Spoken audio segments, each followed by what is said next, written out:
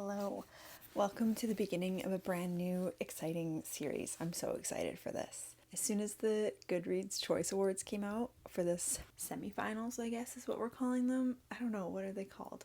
Anyway, it's not the finals. I looked at it and I had only read 5 of the books. So I was like, I can't vote. For the next 5 weeks, we are going to be reading only Goodreads Choice Awards books. I have picked 19 books that I would like to read off of this list. I guess I have a pretty specific outline for how I chose the books that I chose. Looking at covers and books that I'm 90% sure I'm going to like, I bought those if they had a paperback copy that was not very expensive. The rest of them are from the library.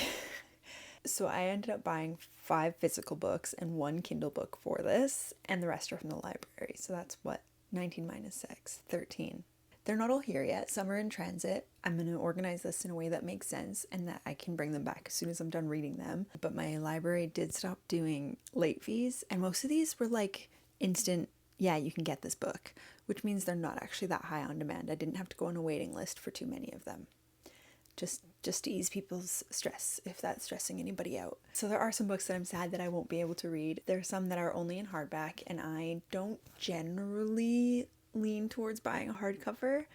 I'm more of a paperback lover, and they're just generally more expensive. I think there was one paperback though, I think it was Richard Osman's book, that was like $40. And there were a couple more like that where it was like, I just can't justify it.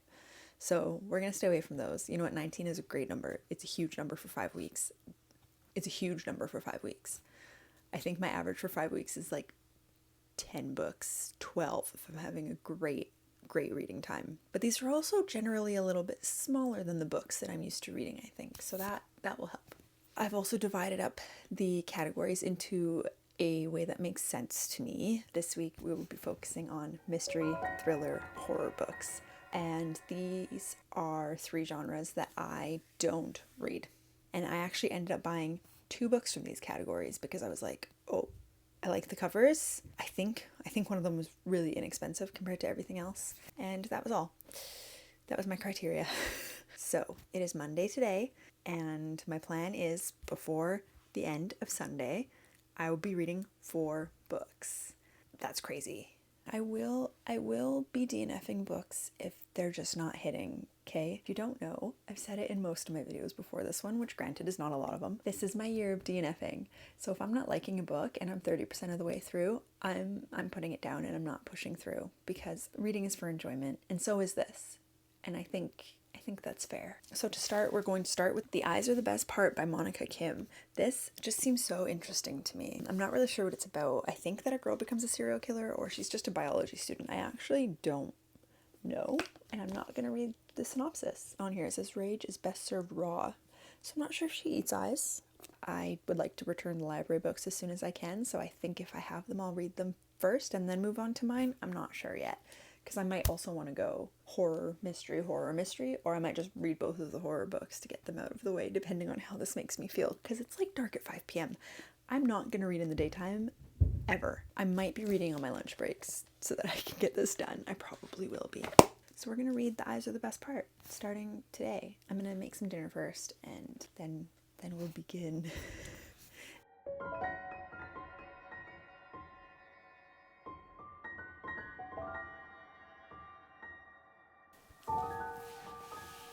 Good morning. Morning voice. Sorry about that. I thought that we would do another edition of let's talk about the book I'm reading while I get ready for work. I started The Eyes Are the Best Part yesterday, and I am almost halfway through. It's actually quite a short book, and the chapters are really short. I've read 25 pages, and I'm just over 100 pages in, which kept me reading longer than I wanted to, because I kept being like, oh, it's only 2 pages, I'll read one more. Oh, it's only 2 pages. And in the end, I probably ended up reading the same amount that I would in a normal book if I just read one more chapter. So I am really enjoying it. I would just like to state the reminder that this is my first experience with a horror book in years. Like, I read a couple of Stephen King novellas, I realized, years ago. So some of the things that I'm enjoying, I'm like, oh, is this just like standard among horror genre, or is this something new that's happening? So I read until I fell asleep, and I didn't dream about eyes, so that's really good. It's a bit slow to get going, but I have a feeling that once things start happening, they're really gonna start happening.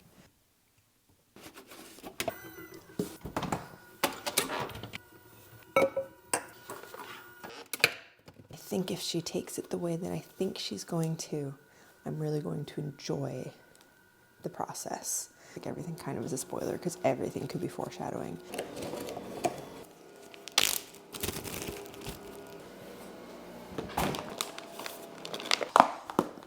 It's the making of a serial killer. You are reading from the POV of a serial killer. You have her inner thoughts, and she doesn't seem that weird. She doesn't seem that off. She seems like a normal person going through normal life things while living with her mom and her sister. You find out in the first chapter that her dad just left. I think it's going to be, these things are not that normal. She just thinks they are because we're in her head, but maybe at some point we'll get someone else's POV, or I don't know, because things just seem normal, but I think it's the language she's choosing to portray to us, but it's not how other people see her, is kind of the vibe I'm getting. So that's really interesting. I hope that like some scenes that we've seen, we see from someone else's POV later to be like, this is why it was not what it seemed. And I also think that some of the dialogue between characters is very elementary. Like he said this, and then I said this, and then he said this, and then I said this.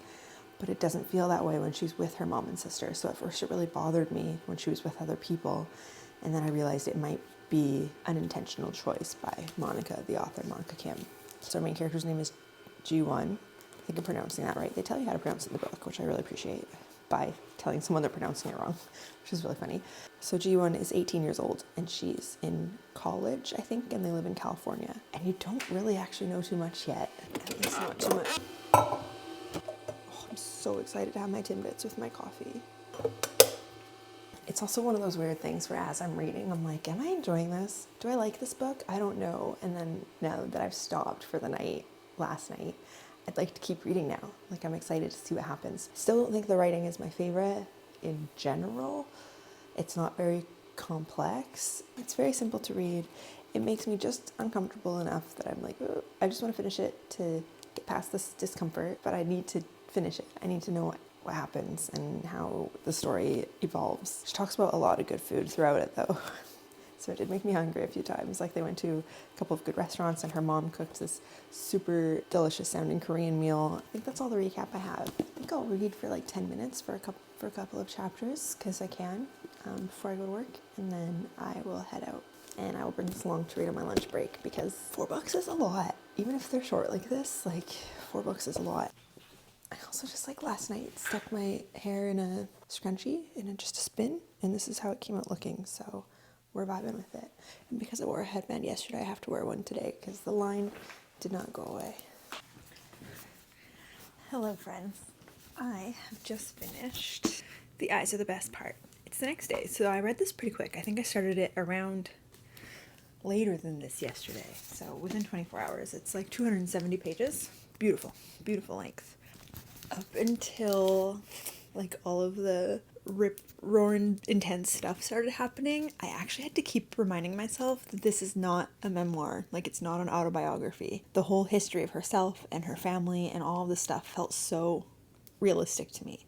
And I think that's part of the reason I liked this book so much, is because it just felt so authentic, the whole story, and then it gets going. I am rating this book 4 stars. That is a strong start to this challenge. The first of 19 books is 4 stars. And I think it's mostly, like, as I was reading it the whole time, I'm like, do I love this book?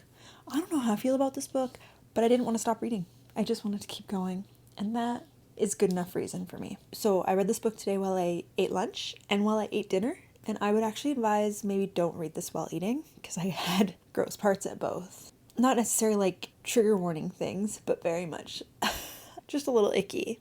And then, you know, every book like this has a plot twist. And the plot twist has a plot twist. And I ate it up. Can't say too much, but like Ji-won is a genius. The best review I read when I just went and marked it as finished on Goodreads was honestly good for her. And I support that. I think I said this morning when I was recapping the halfway point, it was like, if this goes the way I think it's going to go, I think it's going to be really good, and otherwise I'm not so sure. Didn't go that way. Didn't do what I expected. Great debut. I feel like I have to watch what she does next. I'm curious what it would be like if she just wrote like a general fiction book, Monica Kim, or if she would stick to horror. I always find that very interesting when people explore other genres versus staying in their own. Or maybe this is just my lead into horror and I'm going to keep reading them. Yeah, just gross. It was gross in the best way possible. So that is the first book of the week done on day 2. I think I can do this. It's 6 p.m. We have to leave the house in about an hour. So that means I have 1 more hour to read something. But what will it be? So I got the other book from the library today too. So I'm thinking I should start with that and then I can bring both of these back pretty quick. I think I'm going to read First Lie Wins because it is the other library book. I'm just going to read the little blurb. I'm not going to read the whole synopsis. Evie Porter has everything a nice southern girl could want. A doting boyfriend, a house with a white picket fence, a tight group of friends. The only catch, Evie Porter doesn't exist. Hopefully this one's a little less disgusting and a little more... This mystery section was the most difficult for me to pick something from because none of them really speak to me. I am going to now read this for the next hour. Wish me luck. Get my Diet Coke and read a book.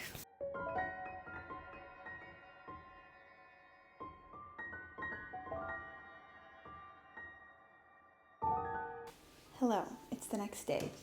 Can we just, before we start, give a little clap for the hair? You ever have those days where you're just like, I gotta do my space buns, and if they don't work out and I can't do my hair in the next 15 minutes, it's just going up into a messy bun. It was that, and it worked out.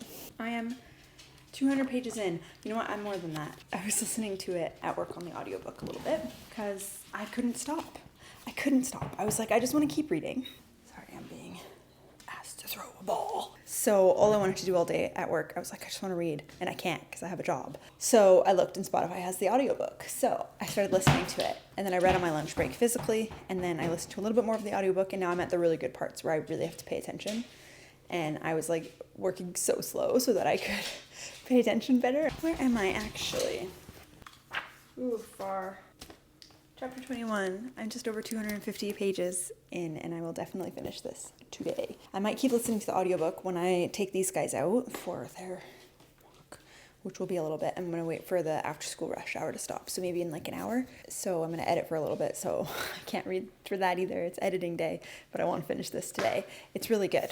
So you're following Evie, but you find out in the first chapter that she's not Evie. She's identifying as Evie because she was given a job by her boss who she's never met, and this is the identity that she's been given. So it's a very interesting start. I feel like a few suspenseful novels might start this way, but it's quite good. And then stuff starts happening, and the whole time I'm wondering, so Ryan is her boyfriend. In the first chapter he asks her to move in with him. And you're kind of left wondering throughout the whole thing, like, why is Ryan her mark? And I think at first I thought he was just going to be like a sub-character that she was just kind of using, but I think slowly I'm getting to like him. I think he might be my favorite character, which is wild. And he has some secrets of his own, and it's kind of fun, and I have some guesses. I can't say too much because obviously everything in here is kind of a teaser, but it's giving me just enough that I can make some educated-ish theories, but not enough to actually think of anything concrete. I'm sure it's all going to tie together, and I'm just going to be like, oh, I should have guessed that this was that. Obviously, I'm trying to guess who in her life is this mystery boss who she's never met and only spoken to on the phone with like a voice changer. I have some guesses, but not tons. I have one guess. I have one main guess. There's a lot of people it could be, I think, but I have one main guess, and I hope it is someone who we've met and not just like a random third party. So I think we're going to find out. I really like all of the characters. Evie is great too. She's a great main character. And I think everybody is just a little bit morally gray that you get to know in like a wonderful way. And you still don't actually know all of their traits. Like, it's clear how many people have secrets. And I think that makes for a really interesting story. And I'm finding that I'm smiling because just like all of the dialogue is really fun to read. I really like Evie. That's what I'm calling her because I know her real name at this point, but I don't think I want to give it away.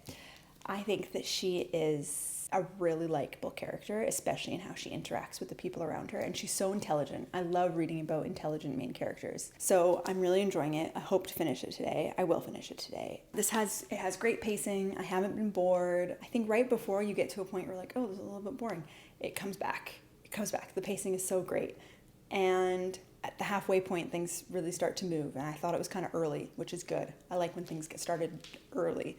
It is a bit dual timeline-y, which is my least favorite thing. Like, I don't love that setup in a book, but it's done really well, and it's mostly just showing you how she got into the job that she's in and pieces together parts of what she's going through right now with this specific job. So it's good, because the worst thing about a dual timeline is when like it doesn't really read like the past, so you get it confused with the present, or it's just kind of usually the most boring part of the book because they put a lot of information there that's not relevant just to make the chapters longer sometimes it feels like, but this doesn't feel that way. This, all of it feels pertinent to the story and really interesting, and you can tell that it's a different timeline. It feels kind of like if you're watching a TV show and they have a flashback and it's clear that it's a flashback.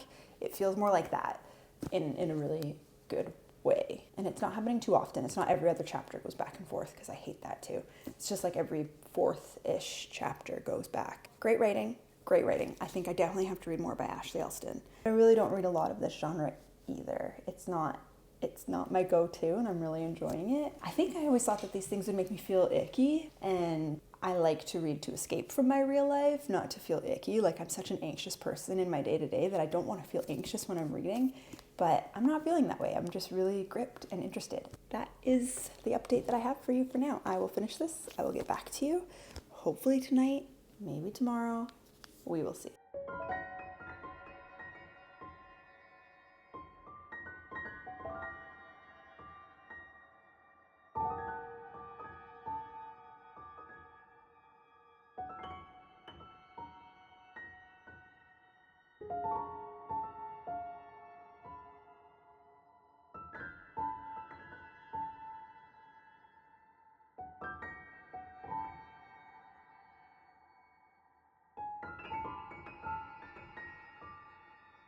Hello, friends. It is Friday, so I'm feeling good. It's a couple days later. I think my last clip was Wednesday, and I was just about to go for a walk and listen to First Lie Wins. I didn't listen very long because for a long time it was really busy on the trail, and I was overstimulated, and I was like, 2 dogs plus lots of crowds. I can't really be focusing on a book, so I only did a little bit of listening, and then I stayed up way too late to finish it. So I finished First Lie Wins on Wednesday night, and I loved it. I thought it was so much fun. I thought it was really interesting, and I want to say I was right and I guessed right, but I went back and forth so many times. It was just really good.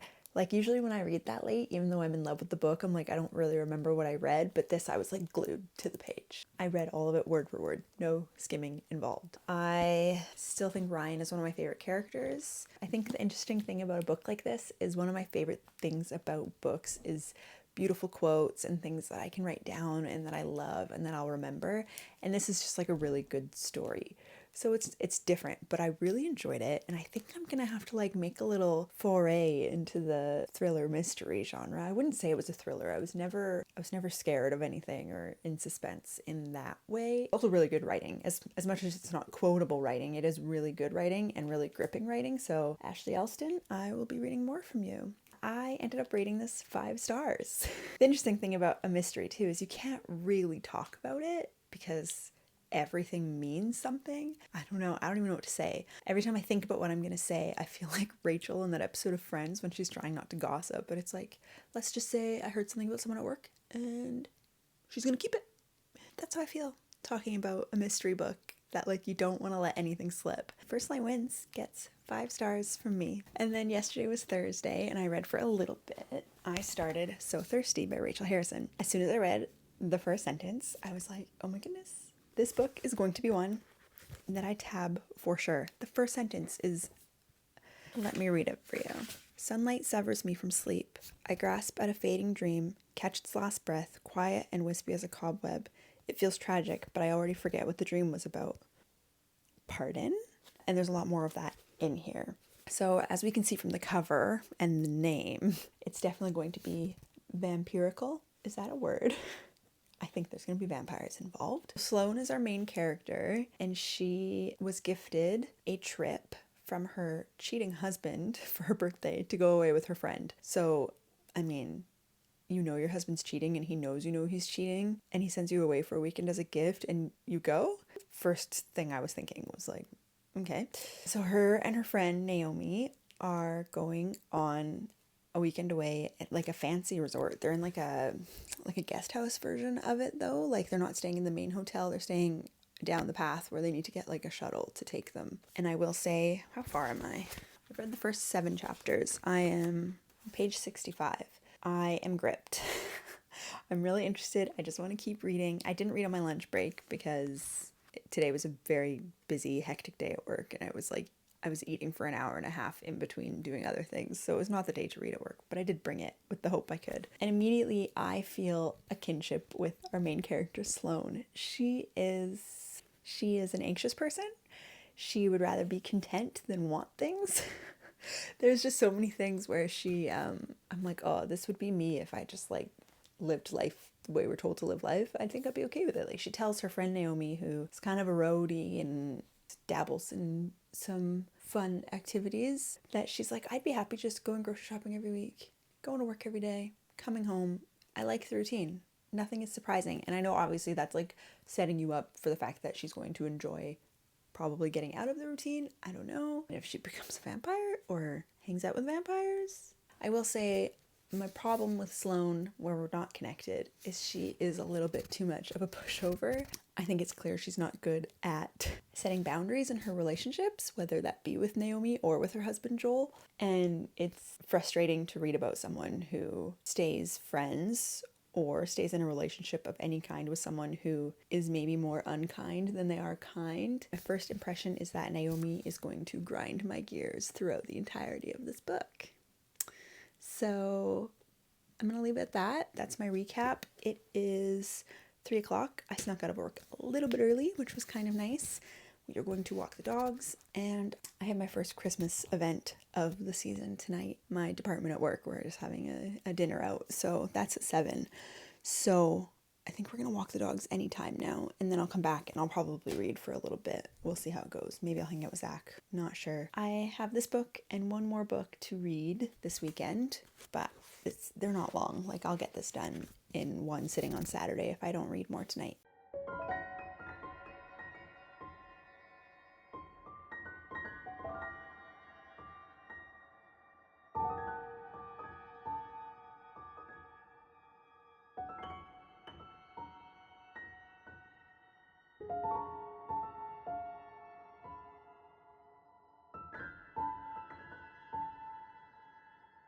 Hello, welcome to Saturday afternoon. I didn't read yesterday like I said I wouldn't because I had my work admin dinner. You know when you have like that weird 45 minutes before you have to start getting ready for something and you can't focus on anything because for some reason you think you're going to be late and then you're ready early and then you sit there watching TikTok for 10 minutes? Yeah, I used TikTok for the first time in 2 weeks and my For You page is completely off now. Like, nothing was really that good, I guess, because they're trying to figure me out again. I thought it would just keep going from where it left off. So it's Saturday. I spent the morning reading my book. So I have finished So Thirsty by Rachel Harrison. Yeah, it's like not even 1 o'clock yet. This was so good. I just kept reading. I had no qualms with continuing to read. I really enjoyed it. I think it's not quite as gripping as it started out to be. It became a little bit boring, and then every time it like tipped on the edge of staying boring, something really exciting happened. So that was really good. I think I could have even read it if it was longer. I wouldn't have gotten bored and I would have finished it either way today. I mean, I don't really have a choice. I have one book left and one more day. It was a very good book. I think that one of the very cool parts about this book is that our main character Sloane and her friend Naomi are dealing with the realities of becoming vampires at the same time as just like dealing with real life shit, relatable problems that they're having. Maybe not to me, but just in general, they're dealing with the fallout of their own relationships and thinking about the things that, I guess, I don't read a lot of vampire stories, but the things that they don't address because it's just like, woo, I'm a vampire, let me live like one. But like, you have to talk to the people in your life. You have to figure out what to do about it. You have these very real human emotions about your entire life changing. The juxtaposition of the real life with the vampire parts was very interesting to read. I actually really enjoyed that. There is some romance in this book and I loved it. I ate it up. I wish we got more Henry. I think that he's really wonderful and I would have actually loved some kind of dual POV maybe. I would have loved also more of his history being included, but that goes across the board. I wish we got more history of all of them and how they banded together and how they came to be. It was lacking a little bit in that area for me. It was still really wonderful. I just didn't understand why Sloane didn't really ask any questions and just stayed with this group without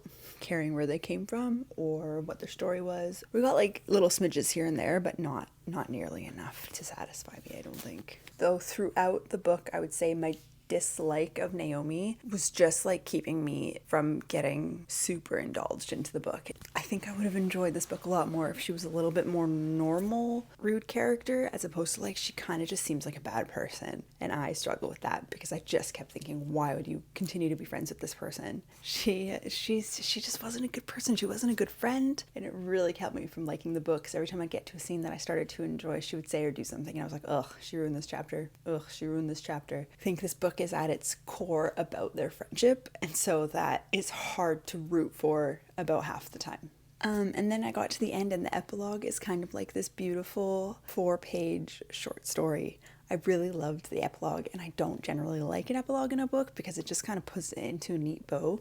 But this didn't do that. It was written so beautifully. It was almost written as if it's the first thing she wrote, and then the story was built out of that, and I loved it. I loved the epilogue. I could visualize it more than any other part of the book. It was so lovely. And that kind of is just a testament to the writing in general. Her writing is amazing. Like, I tabbed so much of this book, and I will probably go back to these quotes because I found it so beautiful. Such lovely writing, including just like random bursts of thought-provoking moments from Sloane's inner dialogue and little nuggets of feminism that just like seeped their way through.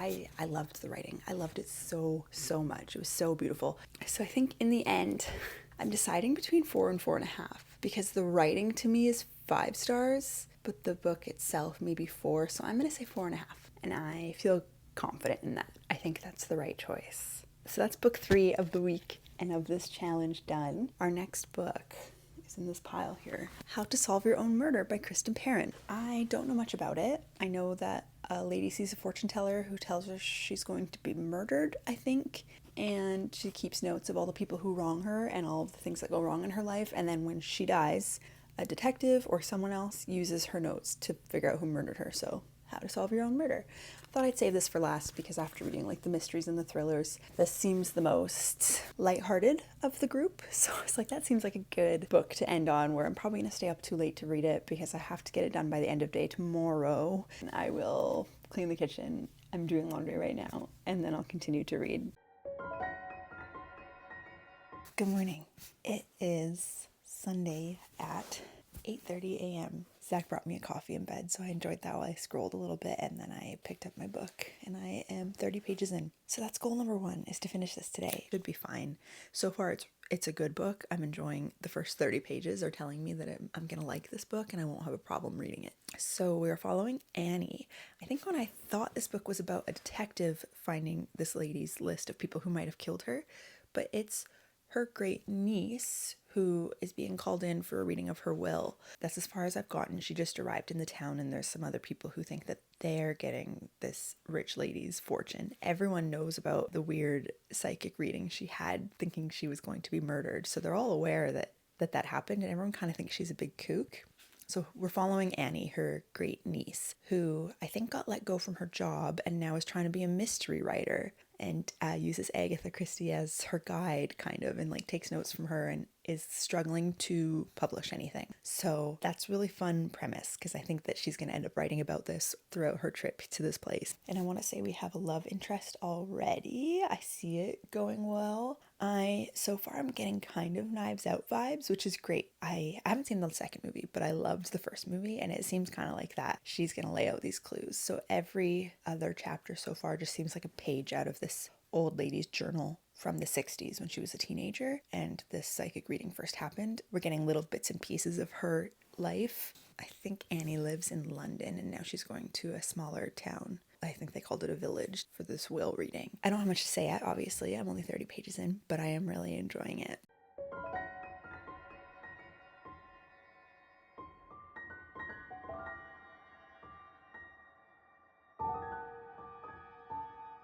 It is about 3 o'clock, and I am just about to get to the meat of the story, so I thought I'd do a little update. My feelings have also kind of actually been off and on all day. There was one point when I was about halfway, and I was like, oh, this is actually not great. That was going to be my halfway update, and I was like, oh, I'll just keep going for a little bit. And it's back to being pretty good. I'm going to say maybe this is not my favorite genre. Agatha Christie style murder mysteries, which I knew based on reading some Agatha Christie books this year and last year that I enjoyed them, but I was also I'm always glad that they're kind of short because you get what you need to out of it. You don't really find out too much about the characters, and then you move on, and it's just kind of like a fun read, which this is. It is totally fun, and I continue to think of Knives Out while I'm reading it. It's like the same large house vibes, like the manor, and she has asked them to figure out who murdered her. It is funny, and I do really like our main character. She talks like she's underestimated because she is, and she knows it, and she's very smart. I don't know who to trust. I think I really like the detective, but at the same time I'm like, do we trust him? I have theories. Maybe like at the halfway point I thought, oh, I think that this is kind of what's happening, so I still don't know yet if I'm right, but I have theories about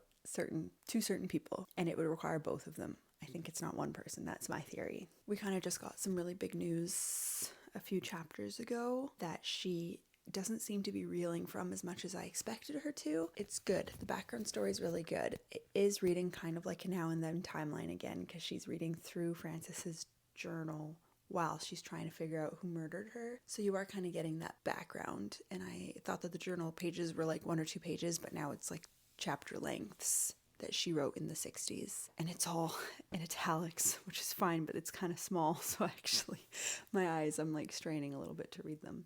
But it is better than a now and then timeline, being that it's completely different characters, right? So you're not confusing it with the current timeline. She's reading it in accordance with where she is in her discoveries, right? She's reading a few chapters of the diary, and then you read a few chapters from her, and it's just kind of flowing nicely, I guess. And the writing is great. I have no qualms about the writing or anything. It's just maybe not my favorite style of story for a book that's almost 400 pages. I have found that it is dragging a little bit, but I understand that all of the information I'm reading is imperative, and I know it will all come together in the end, just not there yet. So if I wasn't doing this, I wouldn't be reading it in a day. It would probably take me like 3 or 4 days to get through it, because I have found a couple of times that like, oh, let me just go on my phone for 5 minutes because I just need a break, because I'm not gripped. I'm not totally intrigued by what's going to happen, and I hope I trust the right people. But I only trust them because Annie trusts them. But is she trusting the right people? It's an interesting thought, isn't it? That's all I have for you for now. Let's keep going. So it's a few hours later, and I am finally done reading How to Solve Your Own Murder. I had a couple of hours to think on it after I finished reading. I enjoyed it. I think it was a really good book. I would have enjoyed it more if I didn't read such good books throughout the rest of this week. It kind of gave me high expectations, and it didn't really meet the standards that I had set in my head for it. But it was good. I think one of the biggest problems is that I guessed the ending. About halfway through, I made an educated guess and it was true. So that makes it just a little bit less exciting, but that also means that it's believable and like nothing threw me for a loop. That kind of puts you in a tricky situation, doesn't it? Like, I loved the writing and I loved the characters, but that's kind of it. I didn't love the story. I think I would have enjoyed it more if it was just a general fiction where like a murder had happened and maybe she was a suspect instead of the one doing the sleuthing or something. I did really enjoy the stories that came from the journal in the past. I think that was really exciting, but there were also just a couple of plot holes that she, I think, put there so that timing could happen differently than it probably should have. And I kind of struggle with that. Like, there's someone who's mentioned throughout the whole journals as an important part of her past, and Annie didn't talk to this person until the very end of the book to have like a punchy conversation, I guess. Doesn't really make sense if you're doing a murder investigation and you don't talk to somebody who knew her better than anybody else and lives down the road. Like, that part I just didn't understand. I think in the end, I am rating it 3.5 stars, which is pretty good. It could have been better, you know? I will continue the series. I think the writing is good enough for me to want to do that, and I like the main characters, and I'd like to get to know Detective Crane a little bit better, so that is why I'll continue it. But otherwise, it was not my favorite book of the week. But if you compare it to other books I've read this year, it's pretty high up there. Like, 3.5 is good. That's my average. I liked this book, but I won't recommend it to other people rating, I guess. So that concludes 4 books in, honestly, these new genres that I will continue to read. It could have gone a whole lot worse. So join me next week, which starts tomorrow for me, in reading another 4 books in a different genre. I haven't quite decided what that is yet, but I think I'm not going to get lucky with having 4 300-page books. I think they're going to be a little bit longer, and this one I pretty much took to the deadline. So we'll see how this week goes, because more Christmas festivities coming and everything just kind of getting busy. But I do love the reading, especially when it's this dark out. So it's like I'm not going to go out and do things because I want to go to bed early anyway. And I won't be reading horror, so I'll be more comfortable reading at 9 p.m. Anyway, so I will see you next time for that. Thanks.